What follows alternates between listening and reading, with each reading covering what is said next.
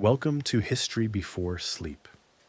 Tonight, we're venturing into the past to help you drift off into a beneficial slumber. Don't forget to subscribe and give this a like right away. By the end of our journey, you'll be fast asleep.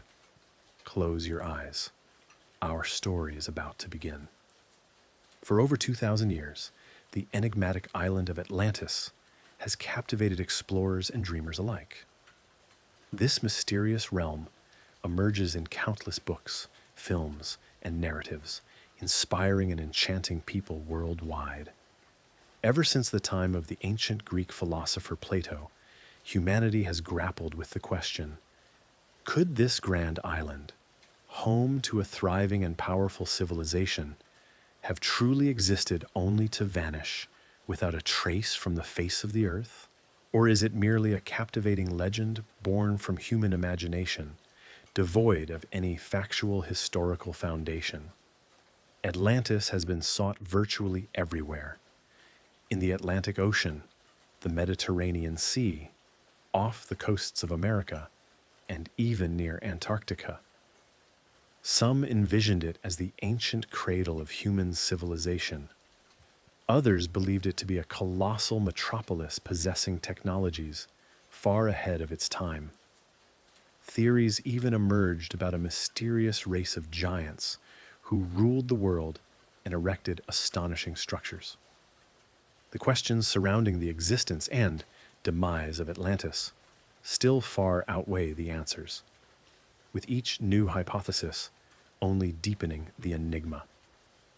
For centuries, a whole universe of legends, fantastical theories, and remarkable speculations has grown around Atlantis.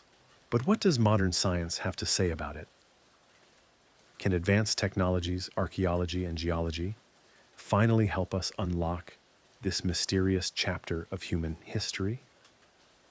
Today, we embark on a fascinating voyage through the ages. We will start with the very first mentions of Atlantis in ancient texts. Then we'll traverse the Middle Ages and the Renaissance. We'll explore the captivating hypotheses of the 19th and 20th centuries. And finally, we'll delve into the latest scientific discoveries and research. Together, we will attempt to discern where myth ends and reality begins in the story of Atlantis. Prepare yourselves to hear possibly the most intriguing and captivating narrative the ancient world has left us. But where did the very concept of Atlantis originate?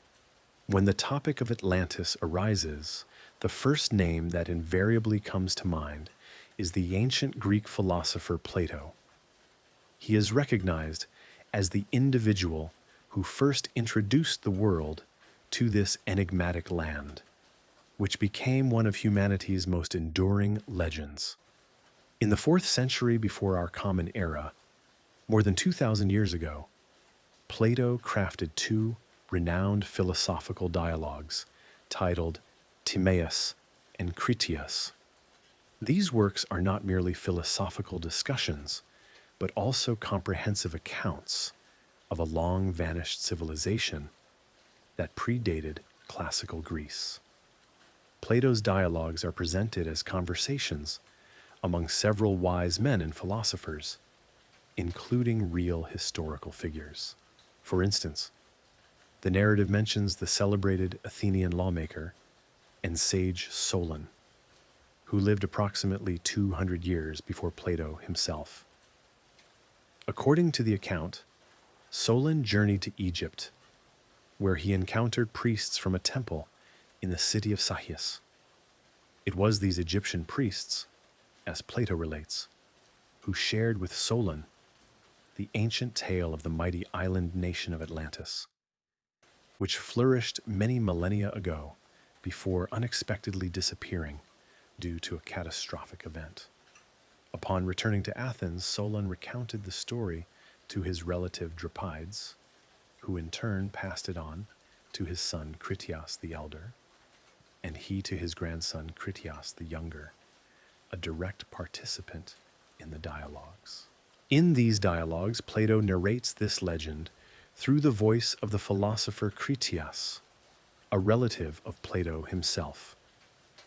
This technique creates an illusion of historical authenticity and lends the narrative a special persuasiveness, causing many to perceive the story of Atlantis as a real event from the distant past, from its very inception.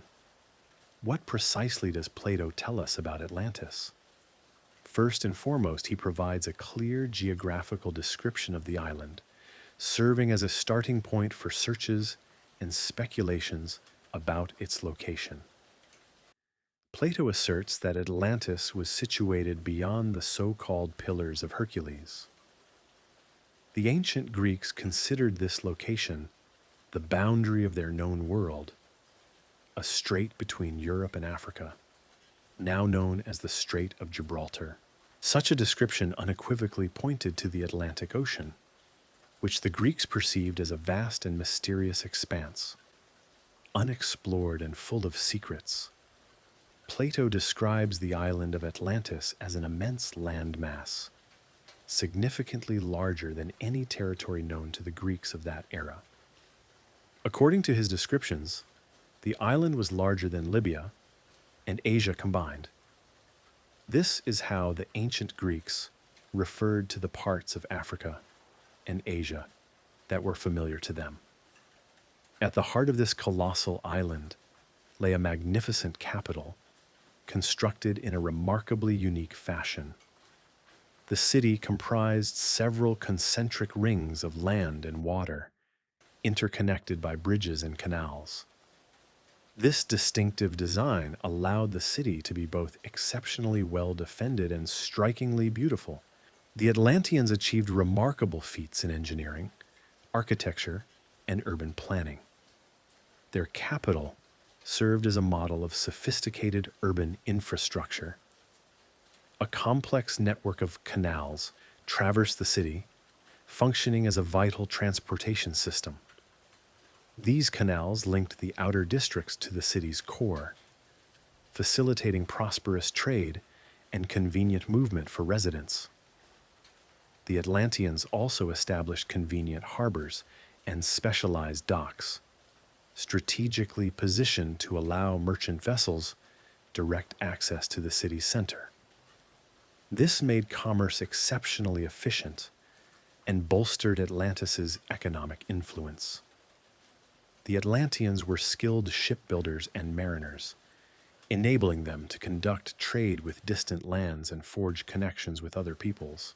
A particularly significant element of Atlantean architecture was the Temple of Poseidon, located on the central island of the capital.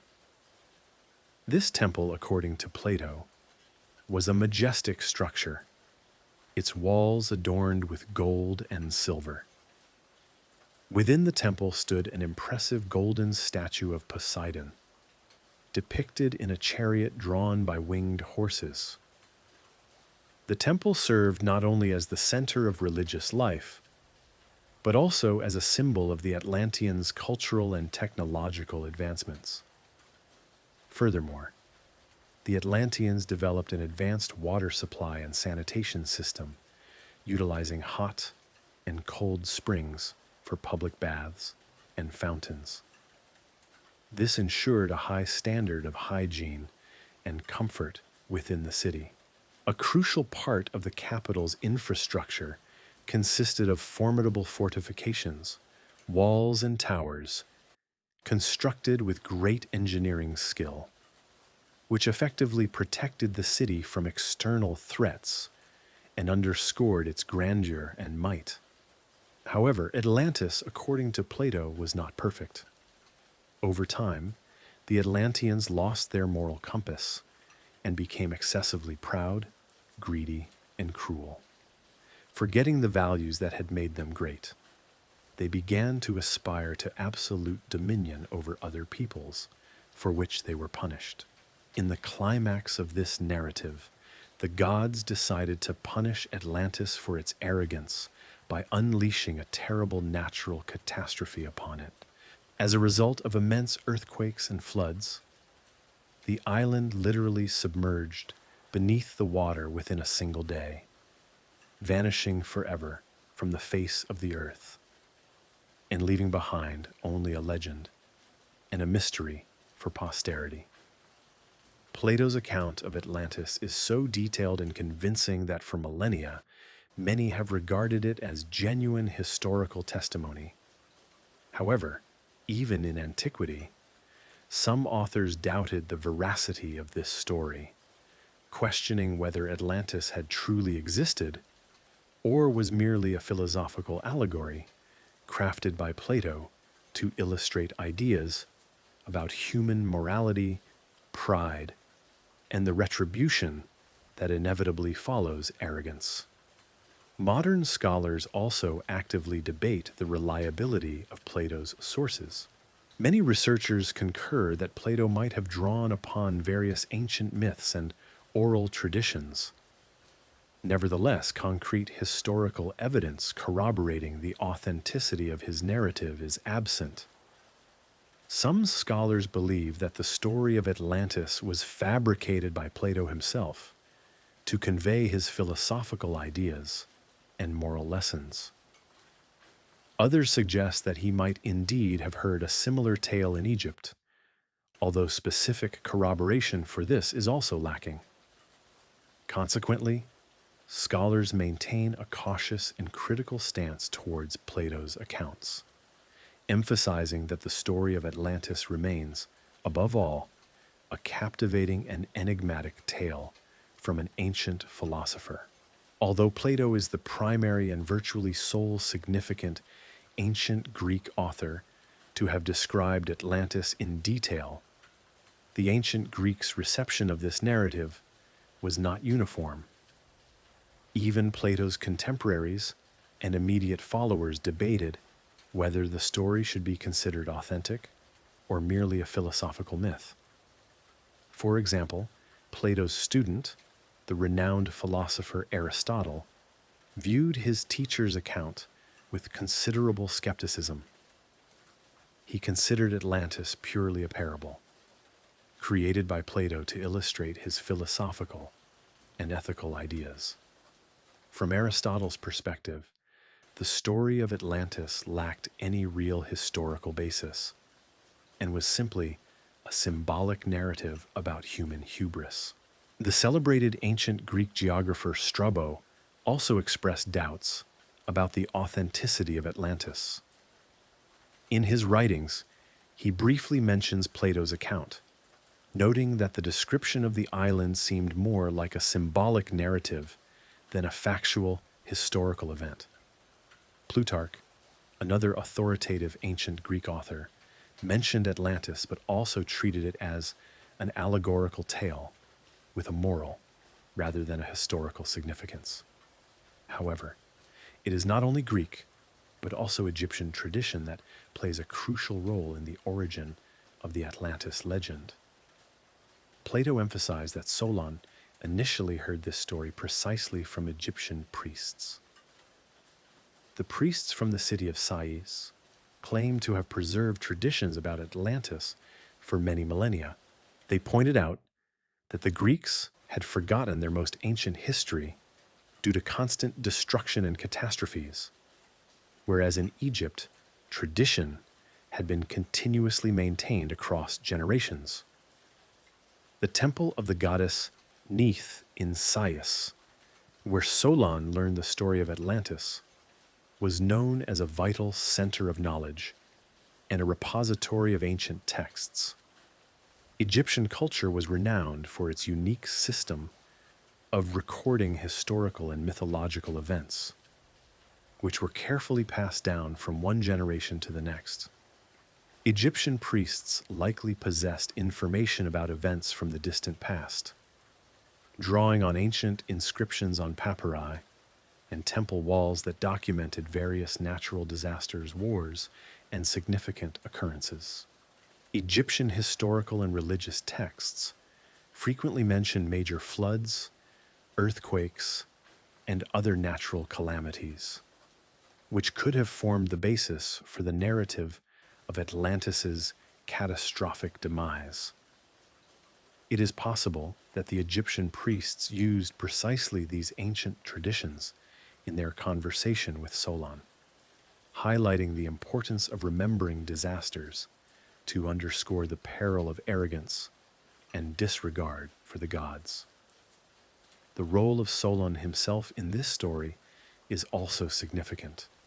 The Athenian lawmaker did indeed visit Egypt to study the laws, wisdom, and historical knowledge of this ancient civilization.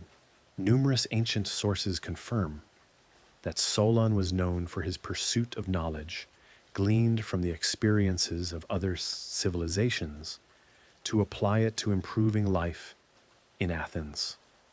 This is precisely why his inquiry to the Egyptian priests for ancient knowledge appears historically credible and logical. Thus, while no direct Egyptian written sources mentioning Atlantis have survived to our time, the very idea of an Egyptian origin for the story is historically plausible. The legend of Atlantis was also linked not only to Egypt and Greece. The connection between Atlantis and the ancient civilizations of America began to attract attention immediately after the European discovery of the New World at the end of the 15th century. The first Spanish conquistadors and explorers were astonished by their encounter with the previously unknown Maya, Aztec, and later Inca cultures. These peoples possessed such a high level of development that Europeans immediately pondered whether the inhabitants of these mysterious lands could be descendants of some ancient, previously unknown civilization, perhaps even the very Atlantis described by Plato. One of the first to seriously consider a possible link between Atlantis and the cultures of Central America was the Spanish friar and chronicler Bartolomé de las Casas. Observing the magnificent cities of the Maya and Aztecs, their impressive pyramids, complex writing systems, precise calendars, and profound astronomical knowledge, he hypothesized that such advanced achievements could not have arisen by chance. Las Casas and other Spanish chroniclers of that era noted that the cultural level of the American peoples did not at all correspond to their perception of them as savages, and was comparable to the greatest civilizations of the ancient world. Therefore, they began to seek explanations for such high achievements in legends of ancient perished states.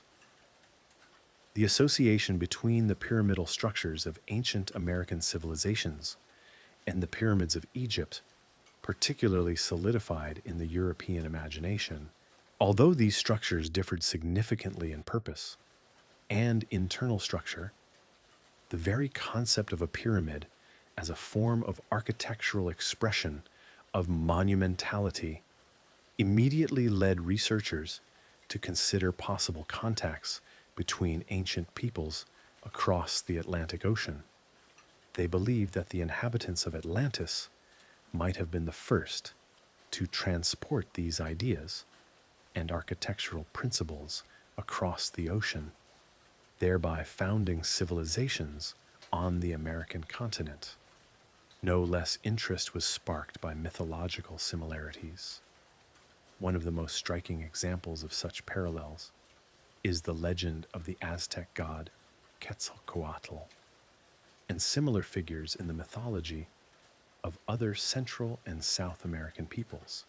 Quetzalcoatl, or the feathered serpent, was one of the principal deities of Mesoamerican peoples, credited with bringing knowledge, writing, calendars, crafts, agriculture, and laws to humanity. Following the Spanish conquest, chroniclers began to describe him as a fair-skinned, bearded god who arrived from across the sea, although no such descriptions are found in pre-Columbian sources. According to some Aztec and Maya legends, Quetzalcoatl, after fulfilling his mission, departed from his people, promising to return one day. It was these later Spanish descriptions of a supposedly fair-skinned and bearded deity arriving across the ocean that led researchers and authors to hypothesize a possible connection between ancient American civilizations and the legendary Atlantis. This image of a culture hero became particularly appealing to Europeans, as it sharply contrasted with the typical depictions of deities in Mesoamerica. Beyond the Aztecs and Maya, similar legends can be found among the Incas. For instance, the Incas spoke of their ancestors arriving from across the ocean and establishing the first settlements, which later evolved into a powerful empire. These tales of a distant homeland and migration across vast bodies of water resonated with Europeans, familiar with Plato's account of the submersion of Atlantis. Furthermore, there are numerous references in the myths of Central and South American peoples to a certain great calamity, a large-scale catastrophe that compelled people in antiquity to leave their homelands and seek new territories. These myths of floods and catastrophes, similar to the legends of other ancient peoples worldwide, rekindled interest in Atlantis as a potential foundation for such stories. Nevertheless, despite all the intriguing parallels and similarities, modern historians and archaeologists approach such hypotheses with great caution. From their perspective, these coincidences can be explained by the similar living conditions of different peoples, the emergence of similar solutions in architecture and social organization, as well as the universality of myths and archetypes characteristic of humanity as a whole. Scientific data, particularly the results of archaeological excavations and genetic research, indicate that the Maya, Aztec, and Inca civilizations developed entirely independently and had no direct contact with the peoples of the Old World until the discovery of America by Europeans at the end of the 15th century. Although the connections of Atlantis with the ancient civilizations of America were not recognized by the scientific community, interest in the mysterious island did not wane and continued to stir the minds of researchers and travelers in the centuries that followed. This became particularly evident during the Middle Ages and the Renaissance, when the legend of Atlantis began to reappear on maps and in the texts of European authors. Medieval cartographers and travelers did not limit themselves to simply marking known lands and territories on maps. Often, mysterious islands that were not confirmed by real observations, but reflected ancient legends and myths appeared on medieval maps. One such mystical island was Antillia, which regularly appeared on maps of the 10th and 11th centuries and spawned various speculations about its origin. Antillia was depicted in the middle of the Atlantic Ocean, and some Renaissance researchers later associated it with Plato's Atlantis, believing it might be the same mysterious island lost in time. Another enigmatic island that attracted the attention of cartographers was the island of Brazil, or High Brazil. This mysterious island, appearing on maps off the west coast of Ireland, was considered unreachable and mystical, sometimes disappearing in fog and reappearing in certain years. While today, this island is considered purely mythical, in the Middle Ages and the Renaissance, many seriously believed in its existence, and some researchers also associated it with the legendary Atlantis. Of particular interest is the map compiled by the Turkish admiral Piri Reis in 1513. The map features a surprisingly accurate depiction of the east coast of South America, especially its Brazilian part, which continues to amaze scholars Given the limited geographical knowledge of that time, Piri Reis himself indicated in his writings that he used about 20 different sources, including ancient maps attributed to Alexander the Great, as well as a now lost map by Christopher Columbus. It is precisely this mystery of the sources that has given rise to numerous hypotheses and speculations. Some researchers, such as American professor Charles Hapgood and British writer Graham Hancock, have suggested that the Piri Reis map might have been based on much older, possibly prehistoric sources related to a hypothetical civilization they associated with the legendary Atlantis. In particular, they claimed that the map might have depicted Antarctica without its ice cover, although modern research considers this depiction a distorted representation of South America. The official scientific viewpoint is that the Piri Reis map is a unique compilation of available cartographical sources and knowledge of that time. Despite the inaccuracies and mythical elements present, the map represents a crucial historical artifact, demonstrating the level of geographical knowledge in the early 15th century and humanity's drive to study and comprehend unknown lands. The Renaissance became a period of active re-evaluation and study of the heritage of classical culture. After a long period of oblivion and the loss of many ancient sources, humanists of the 15th and 16th centuries began to study and translate the texts of the ancient Greeks and Romans with great interest. Among these sources, Plato's dialogues once again gained prominence. Renaissance scholars saw in these texts potential historical evidence, which lent the story of the sunken civilization a special allure and seriousness. Interest in Atlantis was also amplified by the great geographical discoveries. The discovery of the New World and the encounter with previously unknown civilizations prompted European intellectuals to ponder the origins of these remarkably developed peoples. During this specific period, numerous scholars seriously contemplated the notion that the civilizations of the Americas might bear a connection to Plato's fabled Atlantis. In an effort to account for the shared architectural styles, religious practices, and societal structures found in both the Old and New Worlds, investigators began consulting ancient writings, hoping to uncover answers to the profound questions posed by geographical discoveries. Beyond purely academic curiosity, Renaissance humanists also viewed Atlantis as a symbolic representation of a lost golden age.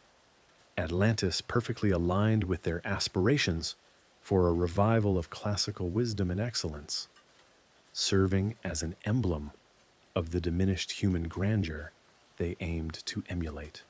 Throughout the 15th and 16th centuries, as modern science began to take shape in Europe, and a new, rational approach to understanding the world emerged, Atlantis was not only remembered, but also attained a novel status. Previously perceived primarily as a myth or philosophical allegory, it then started to be examined from a scientific perspective. Scholars of that era commenced pondering for the first time the possibility of Atlantis's actual existence, and if so, precisely where it was situated, and what real events could have formed the basis for Plato's account. Among the earliest scholars to attempt a rational explanation for the genesis of the Atlantis legend was the Swedish researcher Olof Rudbeck. In his substantial work Atlantica, published towards the end of the 17th century, Rudbeck contended that the tale of the submerged island was rooted in actual historical occurrences in northern Europe. He posited that Plato's ancient Atlantis was, in fact, prehistoric Sweden, a place where a grand civilization once flourished in deep antiquity, only to perish due to a natural cataclysm. Although contemporary science does not endorse Rudbeck's hypothesis, his endeavor to scientifically interpret the myth represented a significant milestone, demonstrating for the first time how scholars could analyze ancient legends using archaeological and historical evidence. In the 18th century, interest in Atlantis grew even more pronounced, particularly among the Enlightenment thinkers who sought to critically re-examine the ancient narrative through a rationalist lens. Prominent French scholar and writer Jean-Sylvain Bailly, along with the British naturalist and philosopher Lord Monboddo, put forth their own scientific hypotheses concerning the existence of Atlantis. Bailly believed that the legend of Atlantis reflected humanity's collective memory of an ancient civilization that existed in the vicinity of the North Pole before significant climatic shifts. In his view, this primeval civilization disseminated its knowledge and culture globally after being compelled to abandon its homelands due to deteriorating environmental conditions. Lord Monboddo, adhering to the rationalist ideals of the Enlightenment, saw Atlantis as a metaphor for an ancient and powerful civilization from which the most advanced cultures of the ancient world, such as Egypt and Greece, might have originated. He was not focused on locating Atlantis in a specific geographical spot, but rather suggested that Plato's dialogues might refer to a lost common ancestral homeland of humanity, the memory of which persisted in the myths and legends of various peoples. The 15th century also marked the beginning of systematic archaeological investigations, though they had not yet reached the scale and scientific rigor characteristic of later periods. The growing interest in Atlantis was fueled by scholars discovering tangible evidence of ancient civilizations that had vanished due to catastrophic events. For instance, the excavations of Pompeii and Herculaneum in Italy vividly illustrated how rapidly and dramatically entire cities and civilizations could disappear. These discoveries bolstered the theories that the Atlantis legend could possess a genuinely historical foundation and reflect actual ancient natural disasters. A distinctive aspect of the Enlightenment era was its approach to Atlantis as a puzzle solvable solely through rational methods, employing historical data and logic. The Enlightenment thinkers rejected mystical or supernatural explanations, aiming to present Atlantis not as a myth, but as a historical recollection that could illuminate ancient human history and the origins of various cultural traditions. The 19th century witnessed a particularly dramatic surge in fascination with Atlantis. It was during this era that numerous hypotheses, often quite peculiar and even fantastical, emerged, striving not only to prove the island's reality, but also to explain its role in ancient human history. Atlantis became a subject of popular obsession and fervent scientific and pseudo-scientific debates, spawning both serious research and a multitude of speculative theories. One of the pivotal figures credited with reintroducing Atlantis to widespread public attention was the American politician, writer, and amateur historian Ignatius Donnelly.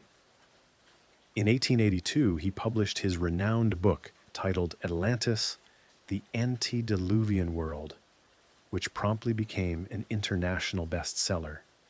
Donnelly did not merely assert Atlantis' existence, he portrayed it as a highly advanced and vast continent inhabited by a mighty civilization, which served as the source of all ancient cultures in both the Old and New Worlds.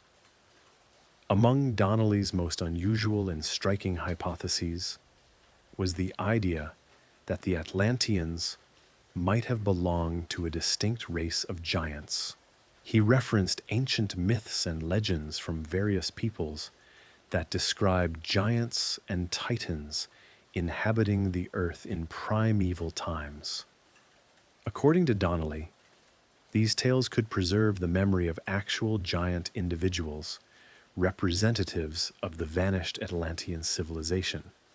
In his book, he cited numerous accounts of findings of enormous bones and remains of gigantic humans as supporting evidence.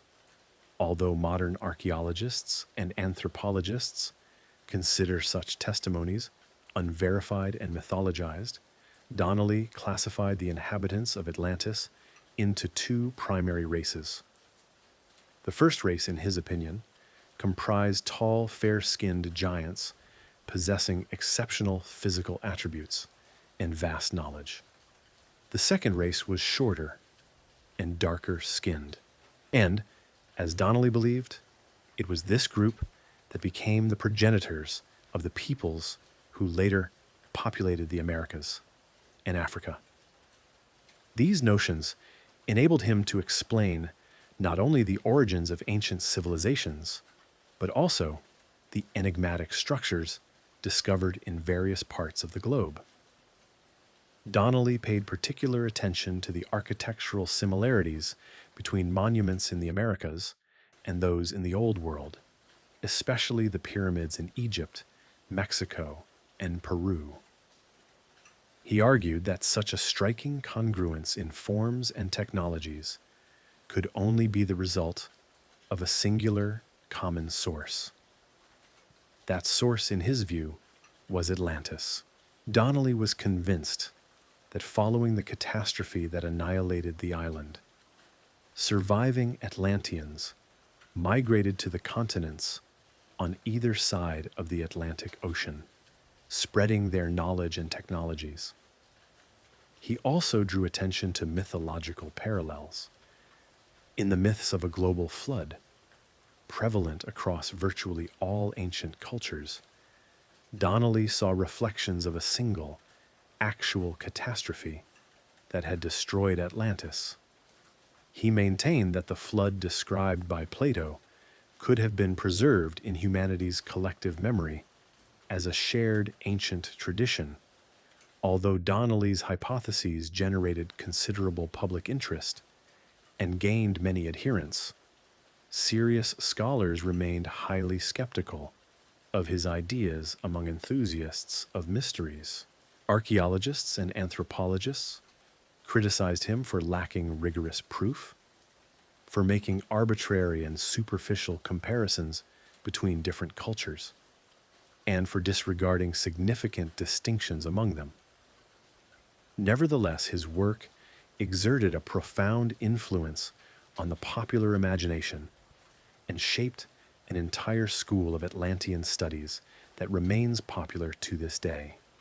In addition to Donnelly's theory, the 18th century also saw widespread adoption of hypotheses linking Atlantis to mysterious ancient African cultures.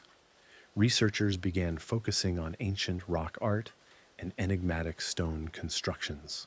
Within the desert regions of North Africa, ideas emerged that before the Sahara transformed into a desert, it harbored a highly developed civilization that might have been connected to the mythical Atlantis.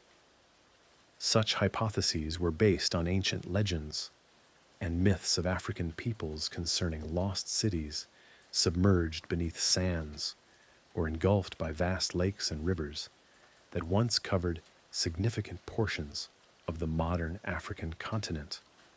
The wealth of pseudoscientific and mystical theories surrounding Atlantis in the 20th century was significantly augmented by the prophecies of the renowned American clairvoyant Edgar Cayce, nicknamed the Sleeping Prophet by his contemporaries.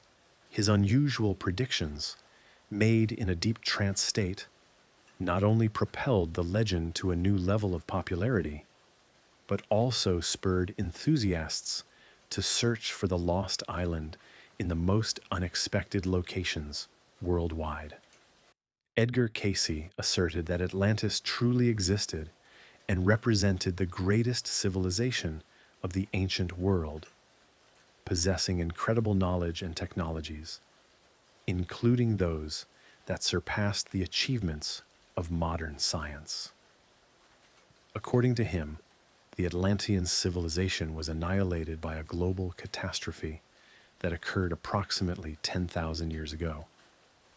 However, Cayce went far beyond most authors, detailing not only the location of Atlantis' demise, but also predicting its future discovery.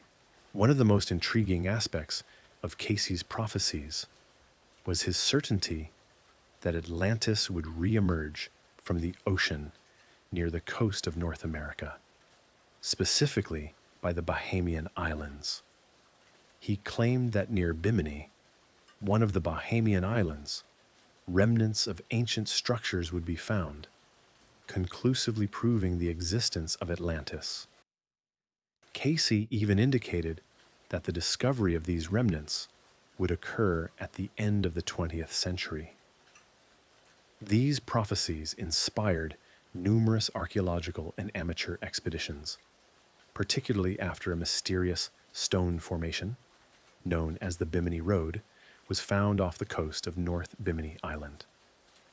This unusual formation consisted of large stone slabs meticulously laid on the seabed, and immediately became the subject of fierce debate.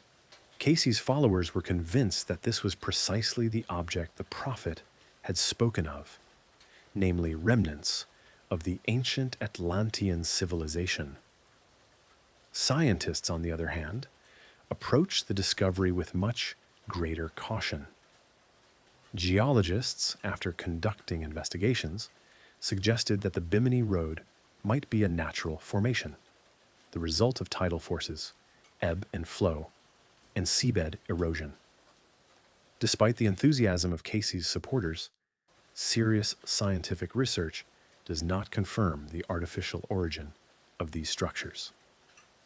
And most scientists consider Cayce's prophecies unfounded and lacking scientific substantiation. However, the Bimini Road was not the sole archaeological enigma that sparked associations with Atlantis. In the mid-20th century, archaeologists and researchers began actively studying other ancient cultures in their search for evidence, or at least indirect testimony, of Atlantis' existence. Particular attention was drawn to the island of Crete, where, at the beginning of the 20th century, British archaeologist Arthur Evans discovered the Minoan civilization. Although Evans did not directly link the Minoans to Atlantis, many authors saw in the enigmatic and highly developed Minoan culture a potential candidate for the role of Atlanteans or their descendants. The Minoans were skilled mariners, constructed magnificent palaces with advanced sewage and water supply systems, and possessed a developed written language that remains not fully deciphered to this day. These achievements impressed researchers and seemed to correspond to the descriptions of Atlantean civilization. Another significant site for archaeological expeditions, inspired by the Atlantis legend, was the Azores archipelago. Some researchers believe that the Azores, situated in the middle of the Atlantic Ocean, could be remnants of a vast continent that submerged. Although systematic investigations have not uncovered ancient ruins or unequivocal signs of a sunken civilization there, enthusiasts continue to search the seabed for traces of ancient structures and artificial constructions. The popularity of Edgar Cayce's prophecies and the discovery of the Bimini Road contributed to the myth of Atlantis transcending academic science in the 20th century, becoming part of popular culture, esoteric teachings, and mystical movements. Despite the vividness and appeal of these hypotheses, the majority of professional scientists consider Casey's ideas and similar theories to be pseudo-scientific, based on fantasies unsupported by solid evidence. Nevertheless, the numerous archaeological expeditions and discoveries made in the 20th century demonstrated that the ancient history of humanity still holds many mysteries, and interest in the legend of Atlantis remains consistently high, blending science, mythology, and mysticism. In the 20th century, serious scientific theories also began to emerge, attempting to find a real historical basis for Plato's legend. Among the multitude of scientific suggestions, the most convincing and widely recognized by scholars became the hypothesis linking the legendary Atlantis to the aforementioned Minoan civilization and the catastrophic volcanic eruption on the island of Santorini in the Aegean Sea. This theory was first proposed in the early 20th century and was actively developed over the subsequent decades, thanks to archaeological discoveries and geological research. The primary argument of proponents of this version was the massive eruption of the volcano Thera, which occurred approximately in the middle of the second millennium BCE, about 500 years before Plato's birth. This event is considered one of the largest volcanic cataclysms in human history. The eruption on Santorini was so powerful that it literally reshaped the geography of the Aegean region. The central part of the island was annihilated, and in its place, a vast caldera formed, filled with seawater. The subsequent tsunami, reaching heights of several tens of meters, inundated the coasts of neighboring islands and mainland Greece, including the coast of Crete. Crete, the homeland of the Minoan civilization, was the most severely affected by this disaster. The Minoans were, at that time, one of the most advanced cultures in the Mediterranean, possessing sophisticated architecture, multi-story palaces, an advanced water supply and sewage system, as well as a developed written language and art. The magnificent palaces of Knossos, Paistos, and Malia, well known to archaeologists, attest to the high level of development of Minoan society. The large-scale natural disaster caused by the volcanic eruption on Santorini, according to researchers, could have significantly impacted the fate of the Minoan civilization. The immense tsunami generated by the explosion destroyed coastal settlements and ports on Crete, disrupted maritime trade routes, and substantially undermined the economic and political standing of the Minoans in the region. Although the civilization did not disappear instantly, the catastrophe dealt a powerful blow, after which Minoan society gradually declined and was eventually absorbed by other peoples, particularly the Mycenaean Greeks. Scholars believe that the memory of this gigantic natural disaster could have been preserved in the collective consciousness of Mediterranean peoples in the form of legends and myths about a sunken island or civilization. Later, over centuries, these traditions might have been perceived and reworked by ancient Egyptians and subsequently recounted to Greek sages like Solon, ultimately being presented by Plato in the form of the tale of the demise of the mighty Atlantis. Numerous archaeological findings on Santorini, made in the latter half of the 20th century, served as important evidence for this theory. Here, beneath layers of volcanic ash, the remains of the city of Akrotiri were discovered, often referred to as Minoan Pompeii. Excavations revealed that the city was a thriving commercial and cultural center, remarkably preserved because its inhabitants managed to evacuate it before the catastrophe, likely warned by preliminary earthquakes. Despite the substantial evidence supporting the connection between the Minoan civilization, the Santorini volcano, and the Atlantis narrative, this hypothesis is not without its critics.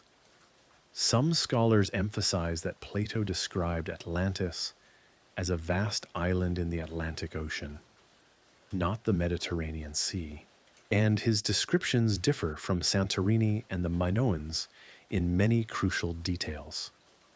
Furthermore, the timing of the eruption significantly diverges from the date Plato cited, referring to Atlantis's demise 9,000 years before his time. Another significant and scientifically substantiated hypothesis attempting to explain Atlantis is the theory linked to the Black Sea and the famous myth of the Great Flood. This hypothesis was proposed at the end of the 20th century and garnered considerable attention from scholars as it was based on real geological research and confirmed archaeological facts. In 1997, American geologists William Ryan and Walter Pittman put forth a revolutionary theory, later detailed in their book, Noah's Flood: The New Scientific Discoveries About the Event That Changed History. According to their hypothesis, approximately 7,500 years ago, a catastrophic flooding event occurred in the region now occupied by the Black Sea. In those times, it was a considerably smaller freshwater lake, surrounded by fertile lands where ancient agricultural cultures flourished. As a result of the global rise in sea levels following the end of the last ice age, water from the Mediterranean Sea breached a natural land bridge, now the Bosphorus Strait. Over a short period, vast quantities of salt water rushed into the freshwater basin.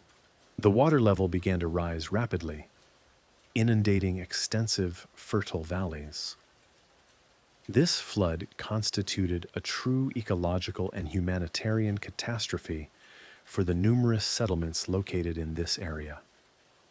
It is estimated that the water level in the Black Sea could have risen by 150 meters within a relatively short period, forcing thousands of people to abandon their homes permanently. Ryan and Pittman hypothesized that this event served as the historical prototype for many ancient myths of a great flood found in various Mediterranean and Middle Eastern cultures.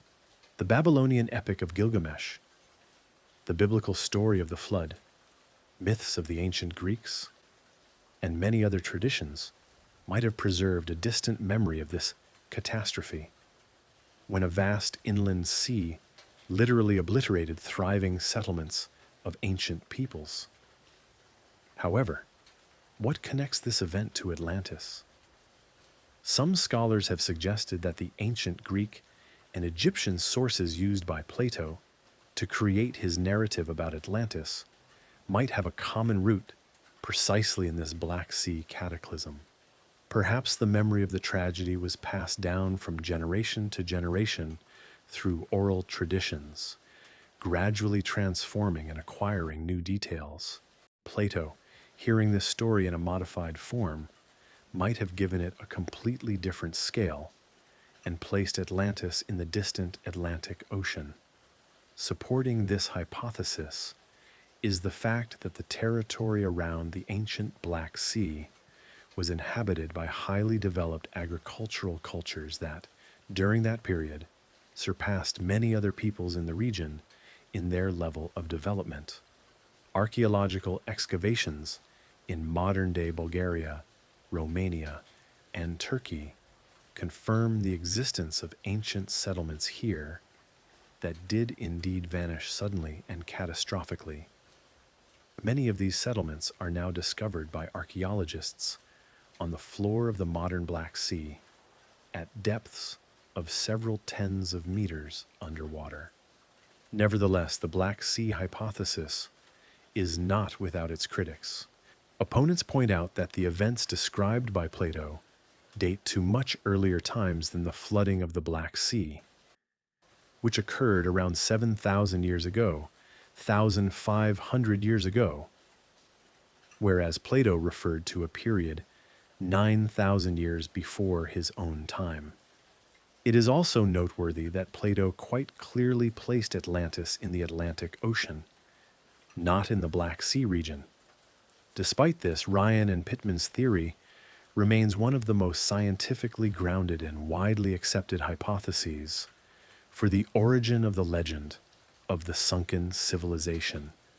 It convincingly demonstrates how real natural disasters could transform into mythological and epic tales, preserved for millennia and inspiring ancient authors. Another fascinating and scientifically supported theory explaining the possible real basis of the Atlantis legend is the hypothesis of an asteroid impact and the resulting global cataclysm. This theory emerged relatively recently, but it immediately captured the attention of scientists because it has solid geological and archaeological arguments. The idea that the legend of Atlantis' demise could be a reflection of memories of a catastrophic celestial body impact began to be actively discussed at the end of the 20th and beginning of the 21st centuries.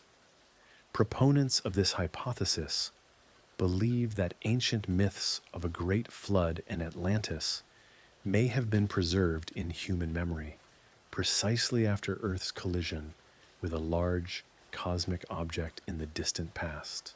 One of the most prominent such theories is the hypothesis of American geologist and archaeologist Bruce Mass, as well as several other researchers, who link the disappearance of certain ancient cultures to the so-called Younger Dryas event. This period, approximately 12,900 years ago, was marked by a sharp and sudden climate change on Earth, the return of glacial conditions in the northern hemisphere, and a global temperature decrease. For a long time, the cause of this abrupt climate shift remained a mystery to scientists. However, in recent decades, a hypothesis has emerged suggesting that the impact of a large asteroid or comet could have been the cause of the global catastrophe of that era. This assumption is based on numerous geological studies that have identified thin layers of special minerals and substances, such as iridium, microscopic diamonds, and other extraterrestrial elements found in deposits worldwide. This data points to a major collision with a cosmic object that caused widespread fires, tsunamis, earthquakes, and a sharp cooling of the climate due to dust and soot raised into the atmosphere. According to proponents of this theory, such a collision could have led to the instantaneous destruction of many human settlements and a catastrophic decline in population over vast areas. It is precisely these events, in the opinion of some scientists, that formed the basis of the myths of the Great Flood, and subsequently the legend of Atlantis. The consequences of the impact would have been so dramatic and memorable that the memory of them could have been passed down from generation to generation, gradually accumulating mythological and fantastic details. Archaeological evidence of the sudden and unexplained decline of certain ancient cultures, such as the Clovis culture in North America and other late Paleolithic hunting communities, is also cited in support of the hypothesis. Studies have shown that these cultures, which had reached a significant level of development, suddenly and almost simultaneously disappeared. Scientists attribute this phenomenon precisely to the catastrophic consequences of a cosmic collision. which caused abrupt environmental changes and a decline in resources necessary for survival. Furthermore, proponents of the theory note that memories of similar catastrophes could have permeated other ancient cultures around the world. For example, myths of a global catastrophe, accompanied by fiery rains, huge waves, and prolonged cooling, are present in many legends of indigenous peoples of the Americas, Asia, and Europe. According to researchers, the prevalence of these tales indicates a common real historical source, the Younger Dryas event, and the associated cosmic cataclysm. Despite the compelling arguments, the cosmic impact hypothesis also elicits considerable skepticism among scientists. Some researchers point out that direct evidence of an asteroid or comet impact of such magnitude has not yet been found. There is no clearly identified crater or other convincing physical evidence of this specific event. Critics note that while materials of extraterrestrial origin have been found, they can also be explained by other phenomena, such as smaller cosmic events or volcanic catastrophes. Nevertheless, the asteroid impact hypothesis remains one of the most interesting and widely discussed scientific theories that can explain the origin of the Atlantis legend and other ancient tales of global catastrophe. With the development of modern technologies, the legend of Atlantis has gained new life. While previously scientists had to rely solely on ancient texts and superficial findings, today they have unique tools at their disposal that allow them to thoroughly investigate the ocean floor and find traces of ancient civilizations even at great depths. One of the most important technologies that has radically changed the approach to studying underwater objects is satellite geodesy and sonar mapping of the seabed. These technologies allow for the creation of detailed maps of the ocean floor with high precision.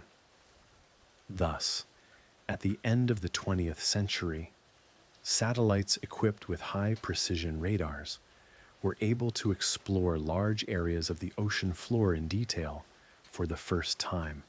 With their help, structures resembling the ruins of ancient cities, roads, walls, and even pyramids were discovered in various parts of the ocean.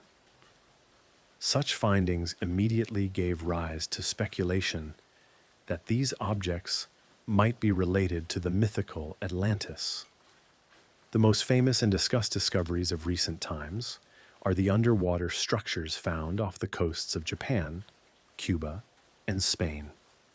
These findings caused a sensation and sparked lively discussions among scientists and enthusiasts. Particularly famous became the structure off the coast of Yonaguni Island in Japan. In 1986, local divers accidentally discovered mysterious stone structures resembling stepped platforms here, which were immediately interpreted by many as remnants of an ancient sunken city. Studies have confirmed the existence of massive stone formations that appear clearly artificial. Many proponents of the Atlantis hypothesis claim that these are sunken ruins of an ancient civilization possibly connected to the Atlanteans. However, official science remains cautious in its conclusions. Geologists tend to believe that the Yonaguni structures are natural in origin, formed by the effects of erosion and tectonic processes. They assert that the regular geometric shapes could well be created by nature and cite numerous examples of similar natural formations elsewhere on Earth. Despite this, debates about the origin of the Yonaguni monuments continue to this day. Another sensational discovery was made in the early 2000s off the coast of Cuba. Canadian researchers Pauline Zalitsky and Paul Weinsweig discovered unusual structures with clear geometric shapes at a depth of about 600 to 700 meters off the coast of the Guanahacabibes Peninsula. These shapes resembled streets, squares, buildings, and even pyramids, constructed from massive stone blocks. The find immediately attracted supporters of the Atlantis theory, who considered it direct evidence of the existence of an ancient, highly developed civilization. However, the depth at which these structures are located raises serious questions for the scientific community.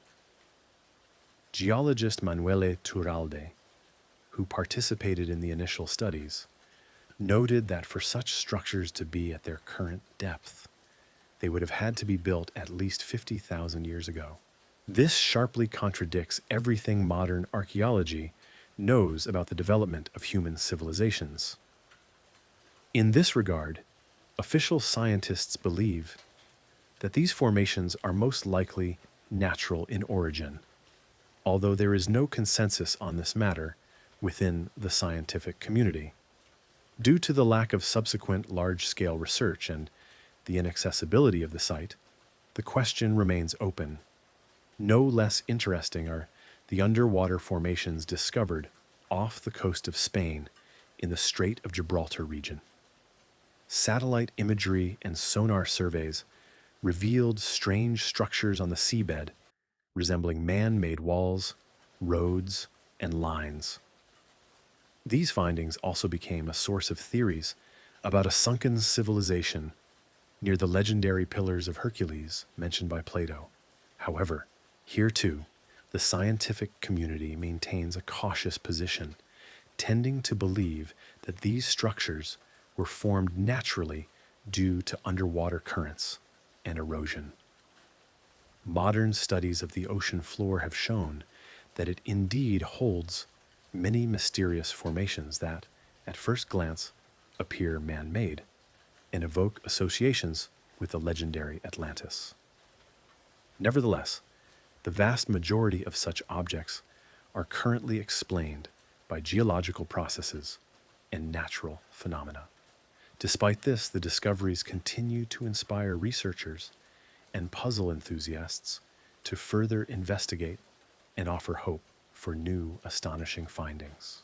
Alongside serious scientific attempts to explain the origin of the Atlantis myth, there has always been a range of pseudo-scientific and alternative theories that have given the legend a particularly vivid and fantastic character. While the scientific community traditionally views such hypotheses with great skepticism and even irritation, these versions gain enormous popularity among the general public. The reason lies not only in people's natural curiosity, but also in the desire to explain the unknown through mysterious and captivating images of the supernatural and extraterrestrial. One of the most widespread and incredibly popular alternative hypotheses is the notion that Atlantis was a colony of an extraterrestrial civilization that existed on Earth many thousands of years ago. This idea gained widespread circulation thanks to writers such as Erich von Däniken and Zechariah Sitchin. According to their claims, the Atlanteans were aliens or hybrids of humans and extraterrestrial beings who passed on technologies to humanity that significantly surpassed modern ones. As proof of such theories, ancient depictions of beings in spacesuits or flying vehicles on the walls of Egyptian temples, ancient South American pyramids, and even cave paintings of primitive people are often cited.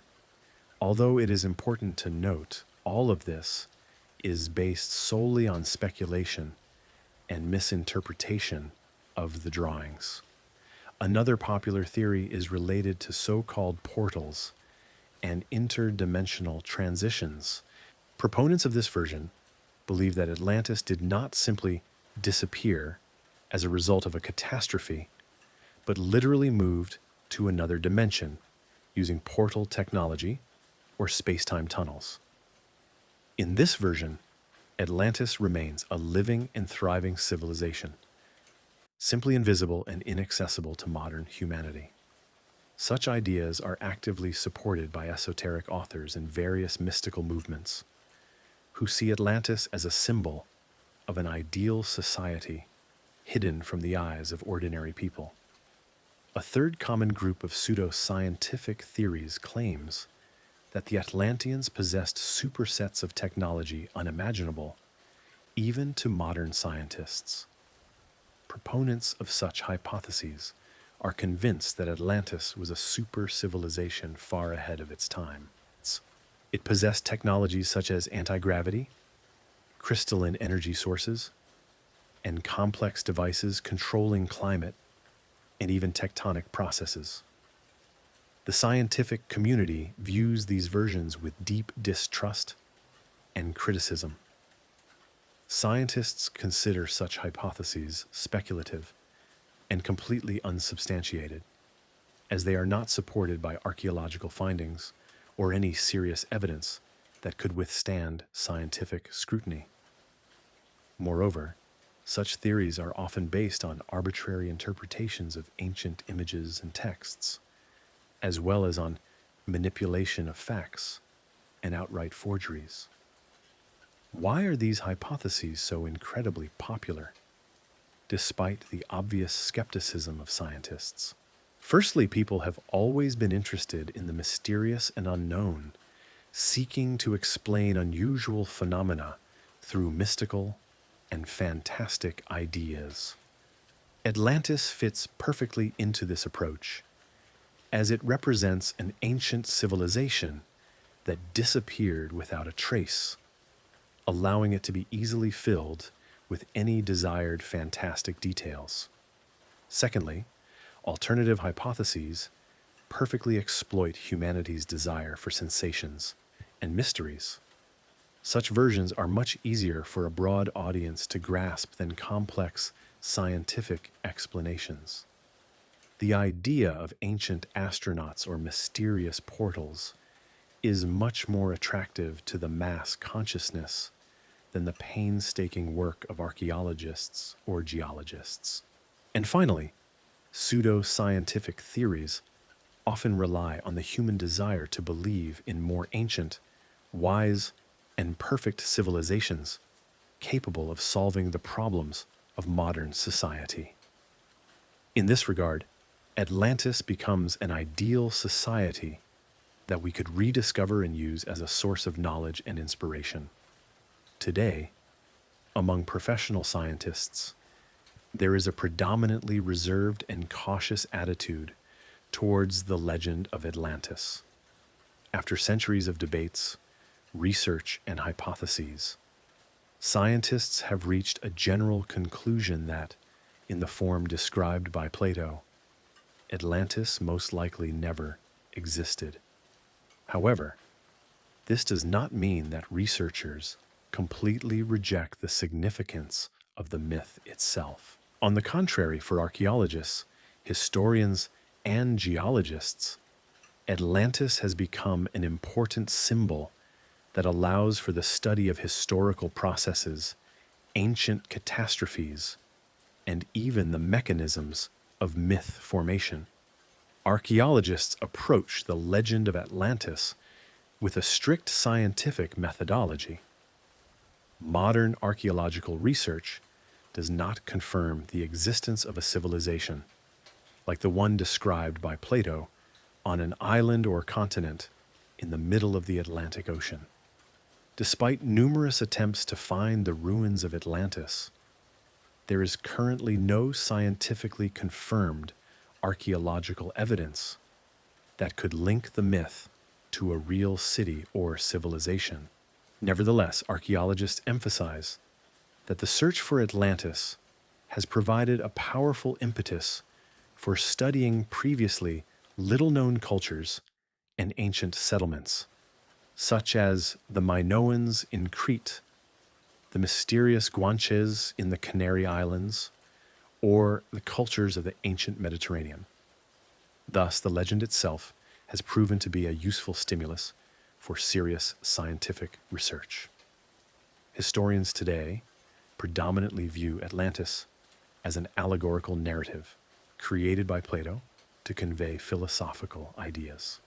According to most modern historians, Plato used elements of historical events and cultural memories of Mediterranean peoples, combining them into a single vivid and instructive image. Thus, Atlantis was a philosophical parable, illustrating moral lessons about the vanity of civilizations and the consequences of moral decline. For historians, of particular interest is how ancient peoples preserved memories of real events, such as natural disasters or wars, passing them down from generation to generation and gradually transforming them into myths and legends. Geologists have also played a key role in the scientific study of Atlantis. Modern geology confirms that a large island or continent in the center of the Atlantic Ocean could not have sunk into the water in a short historical period without serious and noticeable traces. Detailed geological surveys of the ocean floor, conducted using sonar and satellites, have revealed no evidence of a sunken, large continent in the middle of the Atlantic. However, geological data has provided scientists with valuable information about other ancient catastrophes that could have formed the basis for the Atlantis legend. For example, the powerful eruption of the volcano Santorini in the Aegean Sea, catastrophic floods and tsunamis in the Mediterranean, or the flooding of the Black Sea region after the end of the Ice Age. These events were of immense scale and could have left a strong impression on the collective memory of ancient peoples. Also in modern science, Atlantis has become a convenient example for studying how myths are born and how real events are transformed into legends, imbued with symbolic meaning and moral lessons. Scientists emphasize that the legend of Atlantis has gained such immense popularity precisely because it reflects universal human fears of civilization's demise, the loss of moral compasses, and the unpredictability of nature. The story of Atlantis has inspired and intrigued humanity for over 2 millennia, having journeyed from Plato's philosophical dialogues to modern scientific expeditions and incredible hypotheses. Perhaps Atlantis was indeed a real ancient civilization, the memory of which has been preserved in ancient myths. Perhaps it is simply a parable created to make people think about the consequences of their pride and greed. Or perhaps it represents a symbol of how fragile and vulnerable our world is in the face of natural disasters and unexpected changes. Today, we have enough knowledge to understand how myths become part of our shared human history. But Atlantis is special. It is a kind of mirror in which some see a reflection of their own fears, hopes, and dreams of a lost ideal world. What is Atlantis to you? Is it a real but undiscovered civilization, a profound philosophical lesson, or just a beautiful story? I leave this question open and invite you to choose for yourself what to believe. Thank you for watching this video. If you liked it, please like, share your thoughts in the comments, and subscribe to the channel. Many more fascinating stories and mysteries await you. See you in the next episodes.